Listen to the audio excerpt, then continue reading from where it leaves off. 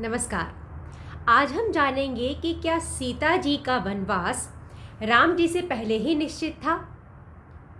यह कैसे हो सकता है? जब राम जी को वनवास ही नहीं मिला तो सीता जी का वनवास कैसे पहले से तय हो सकता है?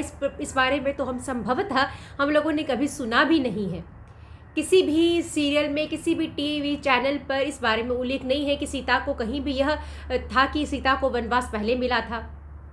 परंतु वाल्मीकि रामायण में इस कथा का भी उल्लेख है, जिसे सीता माता ने स्वयं कहा है राम जी से।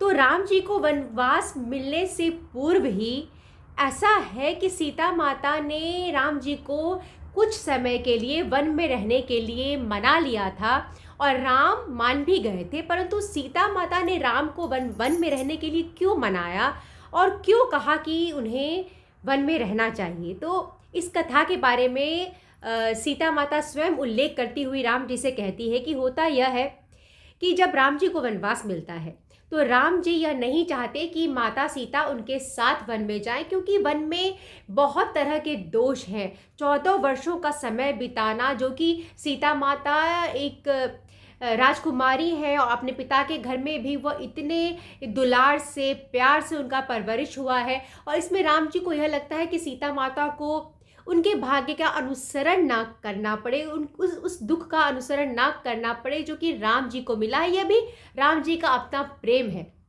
परंतु सीता माता हर तरह से उन्हें विश्वास दिलाती है कि उनका जो सुख है वह राम के सानिध्य में भी है।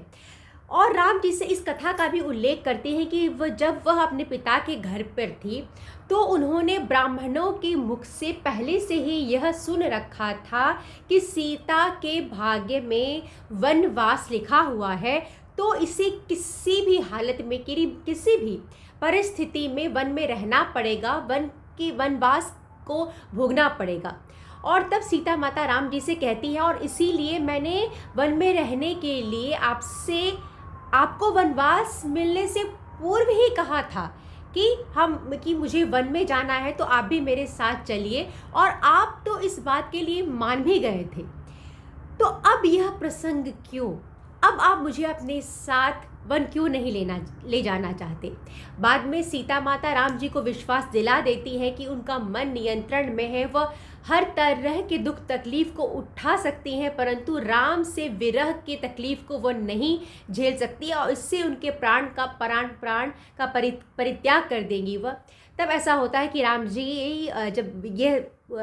राम जी समझ जाते हैं कि सीता माता की खुशी इसी में है, तो वह सीता माता को अपने साथ वनवास ले जाने की आज्ञा देते हैं। परंतु यह छोटी सी कथा है जो कि मुझे लगा कि यह कहना चाहिए, क्योंकि वाल्मीकि रामायण में यह लिखा गया है कि सीता के भी भाग्य में वनवास लिखा था, जिससे सीता माता को यह पता था। और राम जी के वनवास मिलने से पूर्व ही सीता माता ने राम जी को कुछ समय के लिए वन में रहने के लिए मना भी लिया था।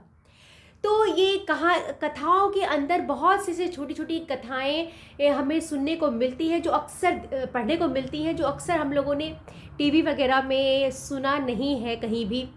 तो उम्मीद करती हूँ कि वाल्मीकि रामायण से जुड़ी जो मेरी कथाएं हैं वो आपको पसंद आ रहा होगा। मुझे सुनने के लिए और समय देने के लिए बहुत बहुत धन्यवाद।